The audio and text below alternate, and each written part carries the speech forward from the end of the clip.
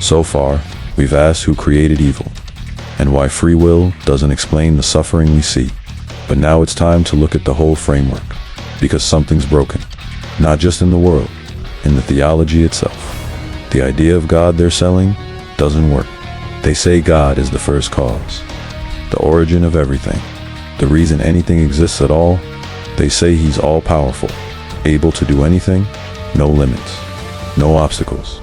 They say he's all-knowing, aware of everything, past, present, and future, every possible outcome. They say he's all good, perfectly moral, loving, righteous, compassionate. They say he's omnipresent, in all places, at all times, everywhere. And they say evil exists. But when you combine those things, you don't get a God, you get a paradox. Let's break it down. If God is the first cause, then everything that exists because of him.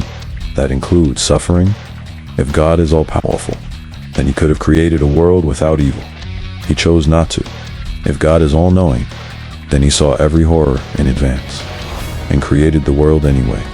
If God is all good, then he wouldn't want suffering, but he allows it, designs for it, sustains it. If God is omnipresent, then he's there when every act of violence happens. He sees it, feels it, allows it to unfold.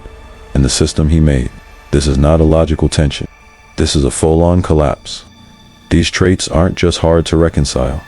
They're mutually exclusive, because you can't be all-powerful, all-knowing, and all-good, and still build a world like this. You can't create everything, be present everywhere, and claim no responsibility for what your creation does. If a human being designed a bridge that collapsed and killed hundreds, we'd blame the engineer. But when God designs a universe where billions suffer, we blame the people standing on the bridge. No, you don't get credit for the stars and sunsets, and none of the blame for bone cancer and tsunamis. The same God who gets praised for knitting us together in the womb also gets excused when a baby is born without a brain, and the logic just keeps falling apart. Take omnipotence. If God is all-powerful, then he can do anything. That includes creating a world with free will and no suffering, but he didn't, which means either he couldn't or he chose not to. Either way, you lose one of the divine attributes. Now take omniscience. If God knows the future, then he knew exactly how this world would turn out. The abuse, the wars, the slavery, the genocides, the failed prayers, the lifelong trauma. He saw it all and hit create anyway. So what's the excuse? That it's all part of the plan, that it leads to some greater good. That's not moral reasoning. That's utilitarianism with a halo on it.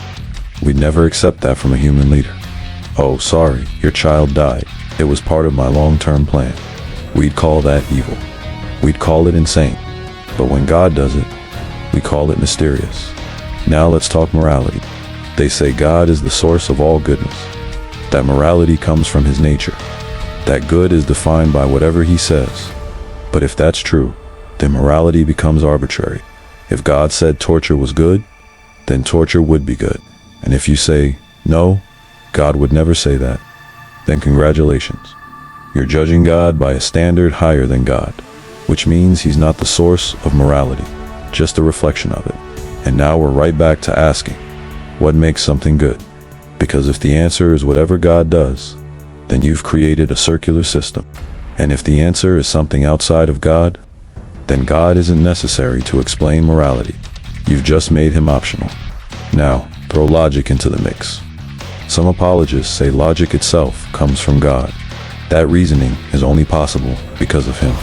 But that just makes things worse. Because now we're saying God is the author of logic, but he also transcends logic. He creates the rules, but isn't bound by them. That's not coherence. That's chaos.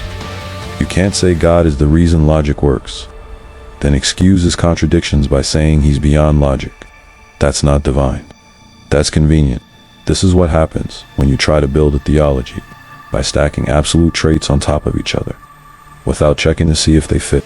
It sounds powerful, it sounds poetic, but it doesn't hold up.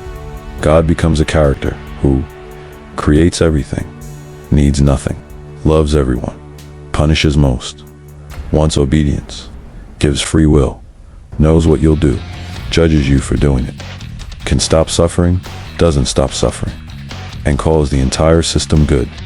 That's not a coherent worldview. That's mythology wearing a lab coat. It's a patchwork of incompatible claims, held together by faith and fear, and it survives not because it makes sense, but because people are afraid of what it means if it doesn't. Because if this God isn't real, then suffering is just suffering, not a test, not a punishment, not a lesson, just pain, and that's terrifying. But here's the thing, admitting the truth doesn't make the pain worse, it just makes it honest. Because if you keep trying to defend a system that can't even explain itself, you're not preserving hope, you're preserving confusion. And the moment you stop doing that, the system starts to fall apart. Not because you're breaking it, but because it was already broken. You're just finally noticing.